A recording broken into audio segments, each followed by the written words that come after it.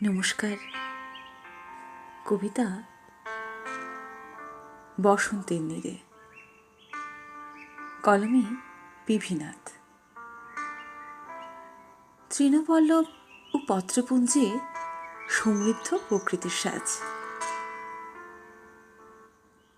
পত্রঝরা বৃক্ষে নবপল্লবের আশীর্বাদ, শুষ্ক মৃত্তিকাতে জাগায় কচি কিশলয়, সৌন্দর্যের ডালি নিয়ে আসে ঋতুরাজ। দক্ষিণা ঝির ঝিরে রূপ রস সুগন্ধ ভরা উদ্যান, হাওয়ার টানে ঝনঝন সুরে দোলে বাঁশ বাগান। নবপল্লবের আলোর নাচন, রং বেরঙের ফুল, গোলাপ শিমুল, অশোক পলাশ কৃষ্ণচূড়া শতমূল। মৌমাছির গুনগুন, ভ্রমরের গুঞ্জন, কোকিলের কুহুতান, মনের সুখে প্রজাপতির রঙিন পাখা মেলে দেয় উড়ান।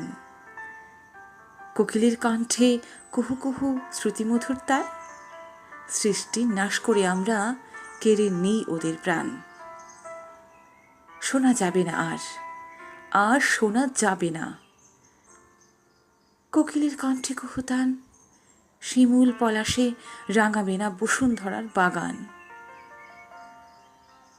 বসন্ত আসবে, বসন্ত আসবে, বসন্ত বারবার ফিরে আসবে।